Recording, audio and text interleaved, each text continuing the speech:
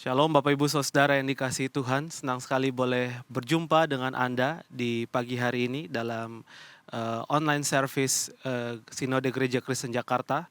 Dan pagi hari ini, mari kita siap hati kita untuk mendengarkan firman Tuhan. Mari kita berdoa.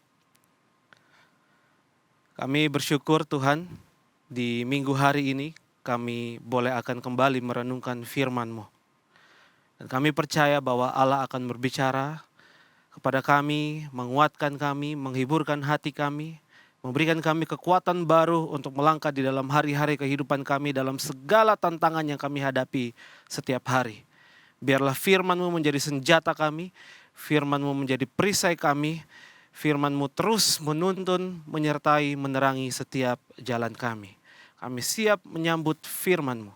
Dalam nama Tuhan Yesus kami berdoa. Amin. Bapak Ibu Saudara yang dikasihi Tuhan, di pagi hari ini kita akan merenungkan satu tema, yaitu pemeliharaan Allah di balik kedatangan Tuhan. Mari kita baca sama-sama firman Tuhan terambil dalam Yesaya pasalnya yang ke-40 ayat 9 sampai ayatnya yang ke-11. Yesaya pasal 40 ayat 9 sampai ayatnya yang ke-11. Demikian firman Tuhan. Hai Sion, pembawa kabar baik, naiklah ke atas gunung yang tinggi. Hai Yerusalem, pembawa kabar baik, nyaringkanlah suaramu kuat-kuat, jangan takut. Katakanlah kepada kota-kota Yehuda, lihat itu Allahmu. Lihat itu Tuhan Allah, Dia datang dengan kekuatan dan dengan tangannya Dia berkuasa.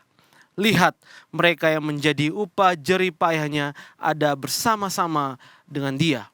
Dan mereka yang diperolehnya berjalan di hadapannya. Seperti seorang gembala, dia mengembalakan kawanan ternaknya dan menghimpunkannya dengan tangannya. Anak-anak domba di pangkunya, induk-induk domba dituntunnya dengan hati-hati. Demikian firman Tuhan. Bapak Ibu Saudara yang dikasihi Tuhan, ada sebuah buku dengan judul The Grief Observed. Buku yang sangat terkenal dengan judul Mengupas Duka ini adalah buku yang ditulis oleh seorang bernama C.S. Lewis. Seorang pengarang besar, raksasa intelektual abad ke-20, saudara. Buku ini bercerita tentang duka yang dia alami ketika dia mengalami kehilangan istrinya yang sangat dia cintai, yaitu Joy Davidman. Meskipun di dalam buku itu dia memakai kata Helen. Saudara, di sana Lewis menuliskan segala duka yang dia rasakan. Bahkan ketika dia merasa marah dan begitu kecewa kepada Tuhan, dia mempertanyakan tentang Tuhan dan surga sebagai satu imajinasi yang kosong, Bapak Ibu Saudara. Begitu bergumulnya hingga dia memarahi sahabat-sahabatnya yang datang untuk menghibur dia. Ketika sahabat-sahabatnya berkata, kamu harus kuat, kamu harus bangkit. Dia katakan kepada mereka, jangan bicara padaku tentang penghiburan dalam agama, atau aku akan curiga bahwa kamu tidak tahu apa-apa. Saudara, begitu bergumulnya, begitu berdukanya, Lewis mempertanyakan segala hal yang dia tahu tentang duka, saudara. Dia merasa begitu sepi, dia merasa begitu gelap, saudara. Sekalipun dia punya segudang keyakinan iman, segudang pemahaman teologi yang besar, yang hebat tentang Tuhan. Tapi ketika dia berada dalam duka, dia merasa begitu sepi, dia merasa tidak ada yang berdampak apa-apa di dalam dirinya, saudara.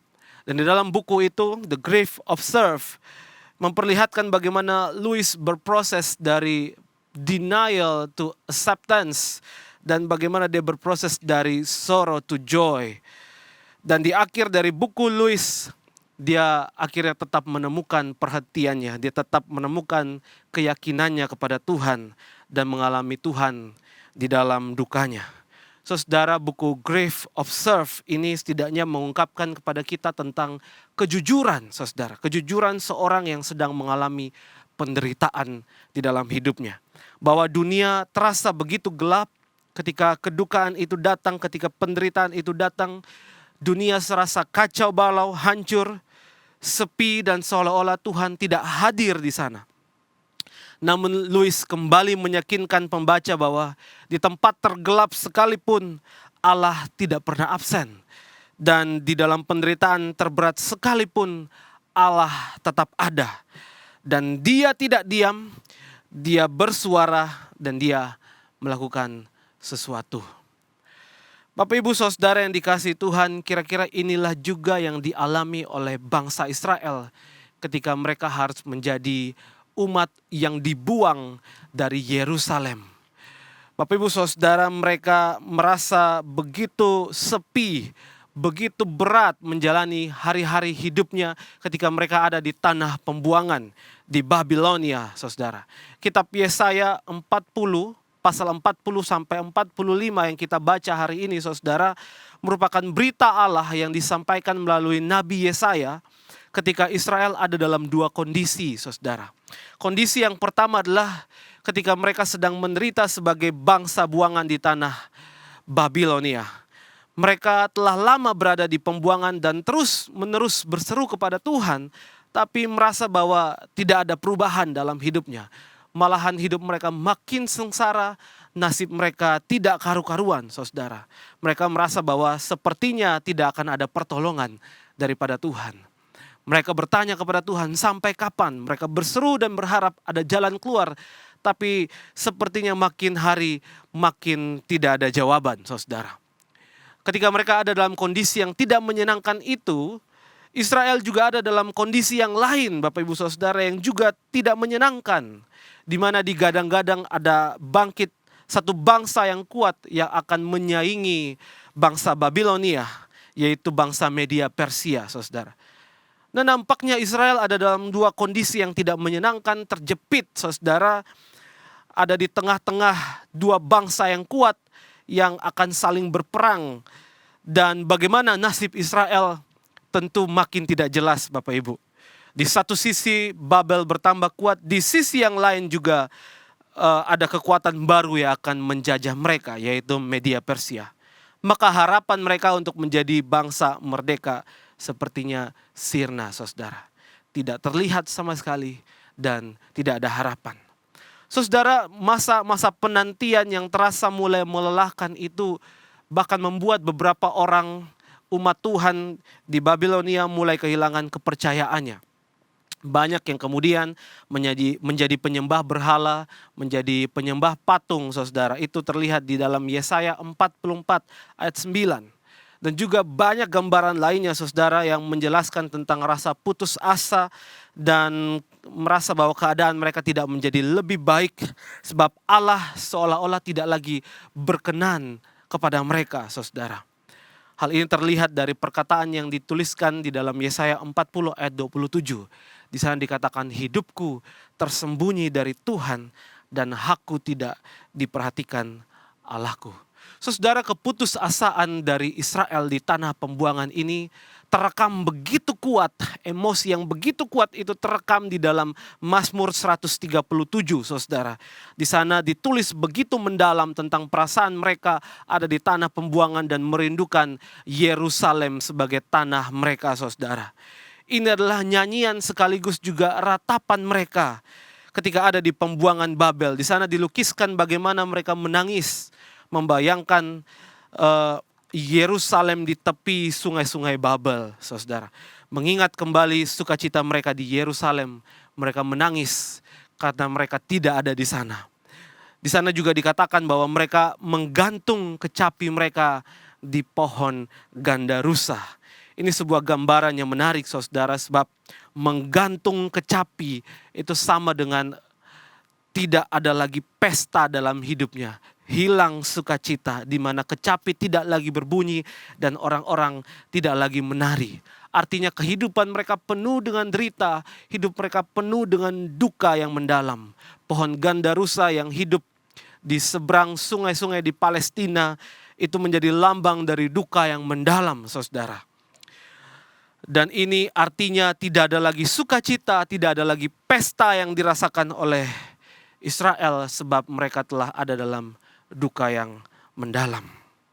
Saudara yang dikasihi Tuhan, tentu tidak menyenangkan ada dalam penderitaan yang panjang. Hidup terasa begitu gelap, hidup terasa begitu sepi. Lalu pertanyaannya, di manakah Tuhan? Seringkali ketika kita mengalami penderitaan yang panjang sama seperti C.S. Lewis atau seperti Israel di tanah pembuangan, kita akan mempertanyakan, Tuhan, di manakah Engkau? Tidakkah Engkau peduli? Apakah Engkau tetap diam? Apakah Engkau tidak memberi jawab? Saudara, jawabannya adalah Allah tidak pernah pergi dari umatnya dan Allah selalu ada bersama umatnya. Saudara, ketika bangsa Israel di tanah pembuangan mulai hilang harapan, mulai putus asa, saudara, di sanalah firman Tuhan itu datang menyapa mereka. Seolah-olah Tuhan yang telah lama hilang, telah lama diam, kemudian kembali bersuara. Dan seperti angin yang segar, seperti air kepada dahaga yang panjang, saudara, firman Tuhan terasa seperti itu. Melalui Yesaya, Bapak Ibu Saudara, di sana Tuhan berkata bahwa Ia akan datang membebaskan umatnya yang ada dalam pembuangan itu. Dia akan datang dengan tangan yang kuat, saudara, untuk membebaskan mereka dari dua bangsa yang kuat, yaitu Babilonia dan Media Persia. Ayat 10, saudara, yang kita baca tadi mengatakan bahwa lihat itu Tuhan Allah, Dia datang dengan kekuatan dan dengan tangannya Dia berkuasa. Saudara, ini menunjukkan bahwa sekalipun Israel ada di tengah-tengah dua bangsa yang besar, seolah-olah mereka tidak lagi perlu takut. Allah berkata di sana, nyaringkanlah suaramu kuat-kuat, janganlah takut. Justru di tengah himpitan dua kekuatan yang sangat besar itu, saudara, Allah berkata jangan takut. Alasannya apa, saudara? Sebab Allah lebih kuat dari dua bangsa itu. Tangannya lebih perkasa.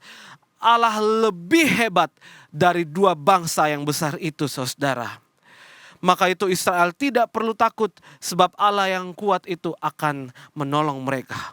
Saudara, menariknya di ayat 11 juga Allah digambarkan sama seperti seorang gembala yang datang mencari kawanan dombanya yang sedang tercerai-berai, yang sudah hilang sekian lama, saudara, dan dia akan menghimpun kembali.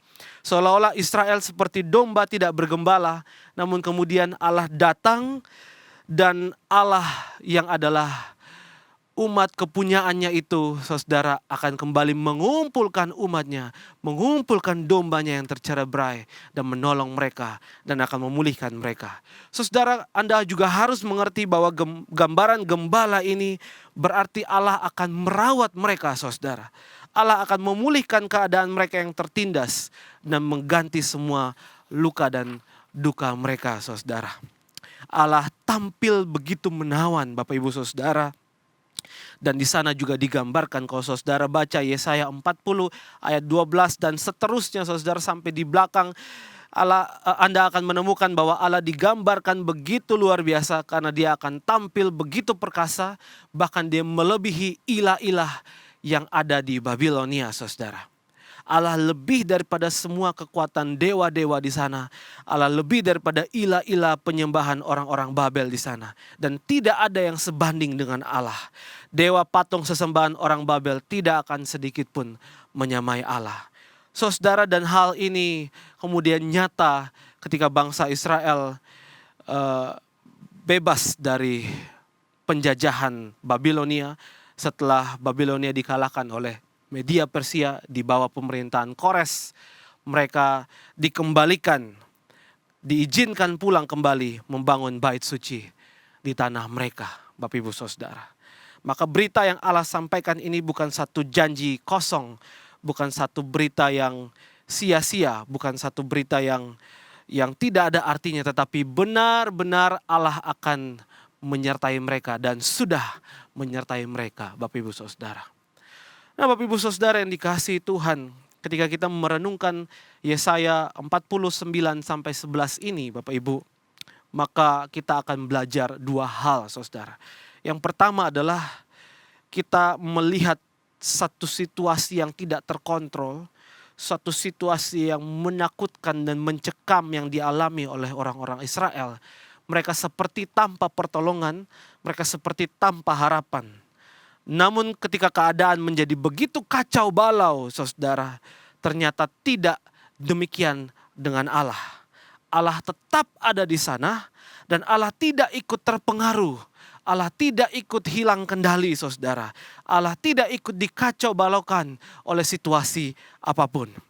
Dia tidak ikut dikacau balaukan seolah-olah hilang kendali atas sejarah dan waktu kehidupan manusia.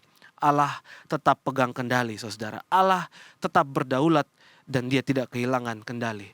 Seorang bernama Paul David Tripp di dalam bukunya Suffering mengatakan bahwa di dalam dunia yang terlihat kacau balau dan di dalam penderitaan yang besar, saudara, Allah tetap pegang kendali. Dia menuliskan dengan kata-kata yang sangat menarik. Dia tuliskan di sana, kita hidup di dalam sebuah dunia yang telah begitu dirusakkan oleh dosa, tetapi masih berada di bawah kuasa dan otoritas Dia yang menciptakannya. Anda mungkin tidak melihat tangannya dan mungkin sangat sulit menerima. Namun Alkitab dengan jelas mengatakan bahwa Allah memiliki kendali yang absolut atas dunia yang Dia ciptakan. Saudara, seringkali dalam penderitaan dan kekacauan hidup yang besar yang kita alami, kita merasa bahwa Allah yang kita percaya telah kehilangan kendali. Seolah-olah seperti pilot hebat yang tidak mampu mengendalikan pesawat yang sedang dalam keadaan emergensi. Dia angkat tangan, saudara. Atau seperti seorang dokter yang tidak mampu menyelesaikan operasi dan kemudian dia angkat tangan. Allah tidak seperti itu, Bapak Ibu Saudara. Tidak ada yang terlalu besar dan tidak ada yang terlalu mengagetkan baginya. Karena semua hal ada dalam kendali Allah, ada dalam kedaulatan Allah. Pemahaman ini memberi kita keyakinan dan kepercayaan, saudara, bahwa sekalipun kita ada di masa paling sulit, kita tetap memiliki Allah yang berdaulat dan berkuasa atas segala-galanya. Saudara, Anda mungkin ingat kisah ketika Yesus dan murid-muridnya dihadang oleh badai yang besar di tengah danau waktu itu. Saudara, murid-murid waktu itu digambarkan begitu ketakutan sebab mereka yang adalah nelayan handal namun tidak mampu untuk mengendalikan situasi pada waktu itu. Mereka begitu kewalahan, saudara. Lalu di manakah Yesus? Apakah Yesus ikut ketakutan? Apakah Yesus ikut kewalahan, saudara? Ternyata tidak. Dan Alkitab tidak salah mencatat, saudara, karena di sana dikatakan Yesus sedang tidur, saudara. Menarik sekali.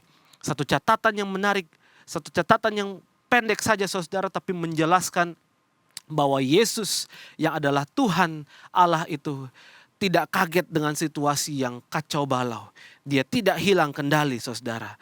Malahan seperti seorang yang sedang tidur nyaman, Yesus tidak merasa terganggu di tengah badai itu, saudara.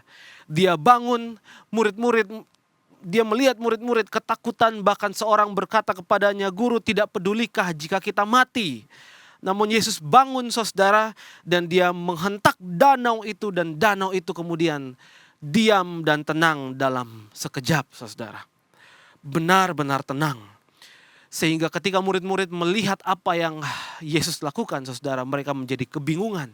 Bahkan seorang berkata bahwa orang apakah dia ini sampai danau pun taat kepadanya.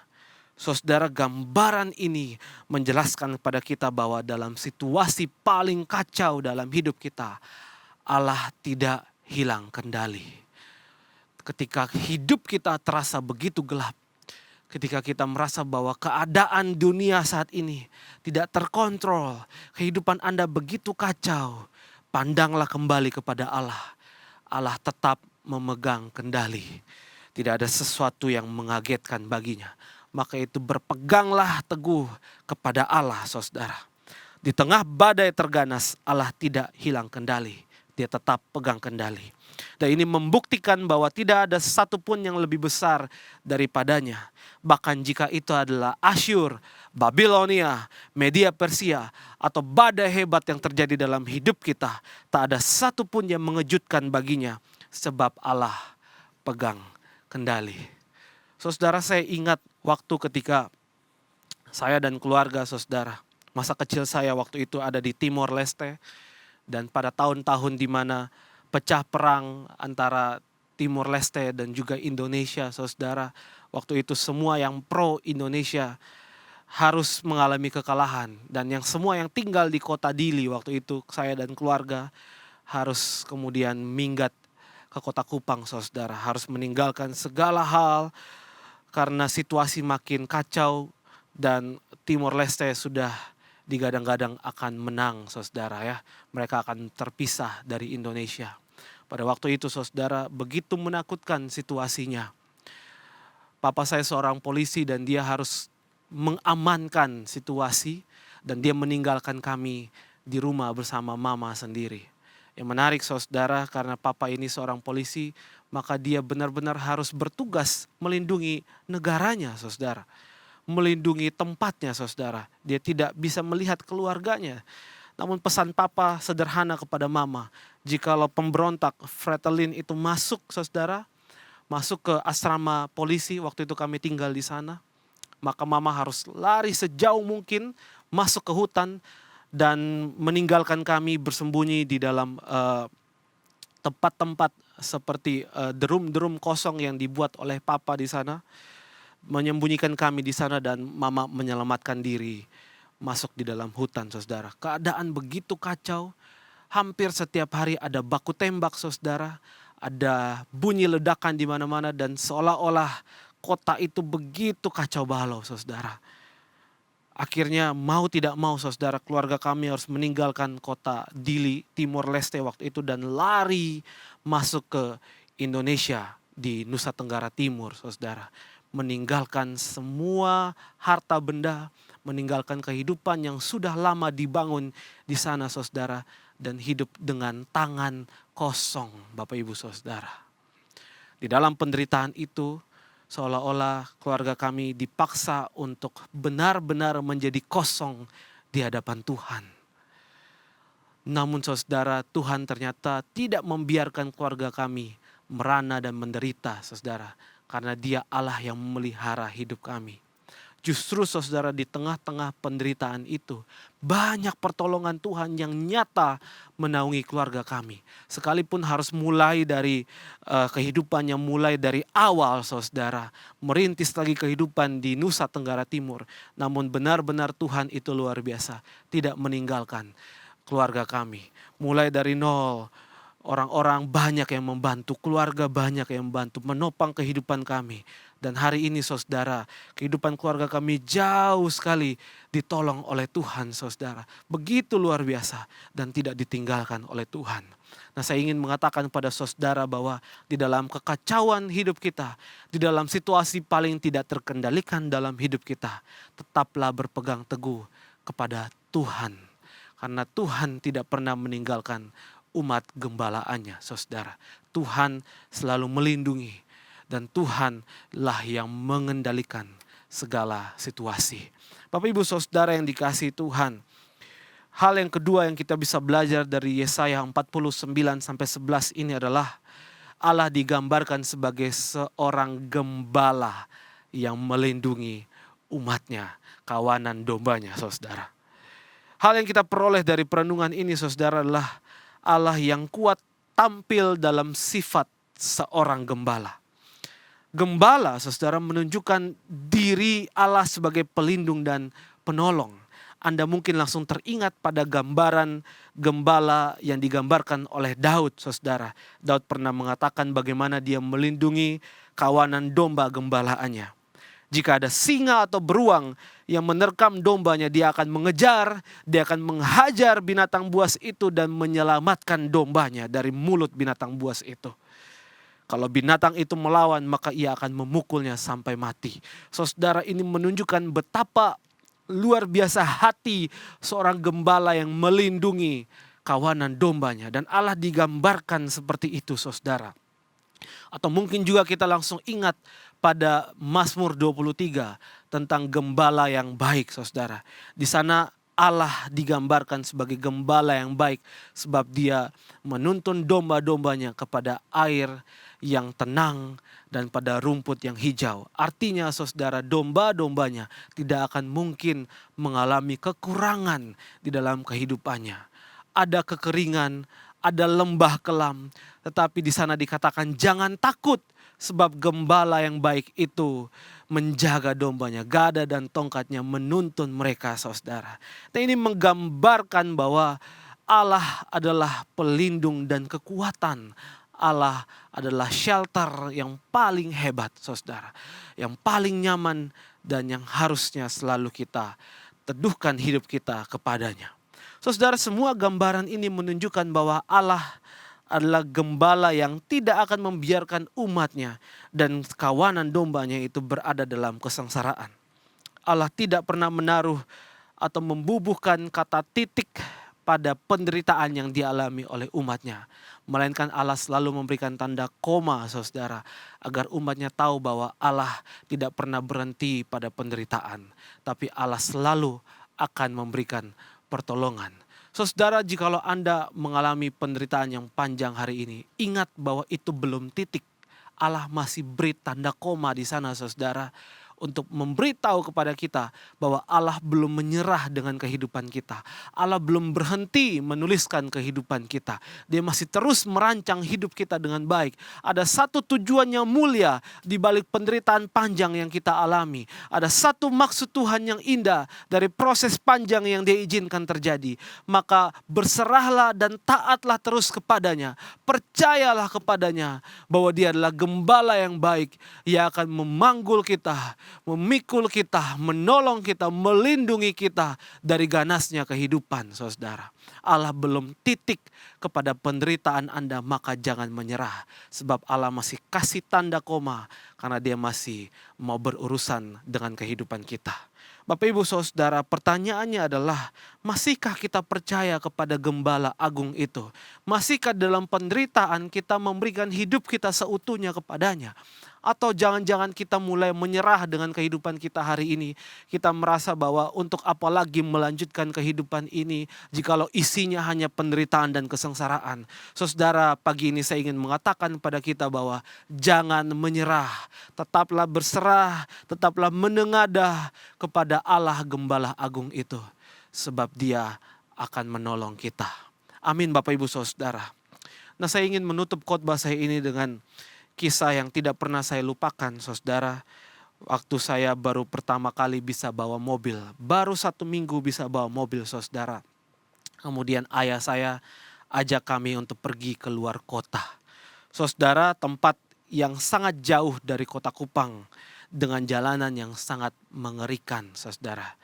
Perjalanannya memakan waktu 4-5 jam. Dan itu harus ditempuh dengan kecepatan penuh. Sedangkan saya baru bisa bawa mobil baru 1 minggu, saudara. Tapi ketika perjalanan itu mau dimulai, papa saya suruh saya yang mengendarai mobil itu, membawa satu keluarga pergi ke tempat tujuan. Nah, saudara, di dalam hati saya takut. Saya tanya kepada bapak saya, apakah papa serius dengan keputusannya ini? Karena mungkin saya lebih pandai bawa kita ke rumah sakit daripada bawa kita ke tempat tujuan. Namun papa saya bilang, kamu yang bawa, kamu yang antar kita ke sana. Bapak Ibu Saudara, di dalam ketakutan saya, saudara, saya tetap melaksanakan tugas itu. Bukan karena saya takut sama papa saya, saudara. Tapi karena saya tahu saya tidak perlu takut. Kenapa? Karena ayah saya ada di samping saya, saudara. Ayah saya memandu saya perjalanan demi perjalanan. Dia menuntun saya langkah demi langkah. Dia memandu saya sampai di tujuan dengan selamat. Ketika dia bilang rem, saya akan rem. Ketika dia bilang gas, saya akan gas. Ketika dia bilang pelan, saya akan pelan. Ketika dia bilang kencang, saya akan kencang, saudara. Dengan tuntunan Dia yang ada di samping saya jadi yakin saya bisa. Saya jadi yakin saya bisa melalui jalan-jalan yang mengerikan.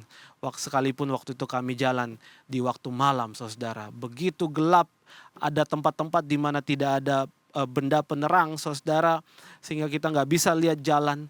Tetapi ternyata saya bisa sampai ke tempat tujuan. Apakah karena saya hebat, saudara? Bukan. Saya baru bisa bawa mobil 1 minggu, saudara. Nah, yang bisa memampukan saya adalah karena papa saya berada di samping saya, menuntun perjalanan sampai ke tujuan, saudara. Nah, saudara, begitu juga dengan penderitaan yang kita alami, ya saudara.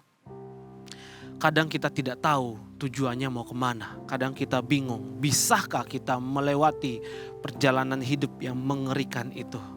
Namun saudara, hal yang perlu kita pastikan adalah apakah kita sedang mendengar tuntunan Tuhan atau kita sedang kehilangan tuntunannya, saudara. Kita harus selalu sadar dan kita harus selalu butuh Allah ada tepat di samping kita, menyertai perjalanan kita, berjalan bersama kita, saudara. Karena ketika penderitaan terjadi, namun Allah bersama dengan kita, maka kata firman Tuhan, Dia akan memimpin dan menyertai kita dengan tangan kanannya yang kuat. Dia akan membawa kita kepada kemenangan yang luar biasa. Bapak Ibu Saudara, kalau hari ini Anda sedang mengalami hari yang sulit, tetaplah percaya kepada Allah. Dengarkanlah pimpinannya. Dia sedang memandu Anda hari demi hari hingga Anda sampai kepada tujuan. Jika Anda sulit untuk melihat bukti penyertaannya dalam kehidupan Anda hari ini, percayalah bahwa hatinya baik dan Allah yang baik, Bapa yang baik, Gembala yang baik itu tidak mungkin merancangkan hal yang jahat bagi orang-orang yang dikasihinya. Tetaplah percaya kepadanya, tetaplah percaya hatinya baik dan Dia akan menolong hidup Bapak Ibu Saudara-saudara.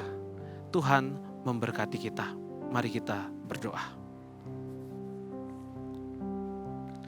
Terima kasih Tuhan untuk firman yang begitu kuat, yang boleh berbicara tentang penghiburan, kekuatan, dan pribadi Allah yang perkasa. Ajar kami Tuhan untuk tetap percaya kepada Tuhan, sekalipun situasi begitu pelik, situasi begitu sulit. Tolong kami untuk tetap percaya bahwa Allah tetap memegang kendali dan Allah adalah Gembala Agung yang mengasihi kami. Engkau baik, Engkau selama-lamanya baik. Engkau tidak akan pernah meninggalkan kami. Hamba berdoa ya Tuhan, untuk setiap umat-Mu yang hari ini sedang dalam keadaan sulit. Mungkin di antara mereka ada yang sedang berduka, ada yang sedang mengalami penderitaan, kesulitan, krisis di dalam kehidupan ekonomi, konflik di dalam keluarga, atau mungkin permasalahan-permasalahan yang tidak terjelaskan Tuhan. Namun Engkau mengerti seruan hati mereka. Engkau mengerti tangisan mereka. Engkau mendengar setiap teriakan mereka. Dan di tempat tergelap sekalipun, Engkau ada bersama-sama dengan mereka. Tuhan tolong mereka, Tuhan pimpin, Tuhan sertai mereka. Biar kiranya mereka di dalam penderitaan justru melihat tangan Allah yang kuat, tangan Allah yang perkasa itu sedang menyertai dan memimpin mereka menuju hari-hari penuh kemenangan. Di dalam nama Tuhan Yesus Kristus kami berdoa. Amin. Tuhan memberkati kita semua.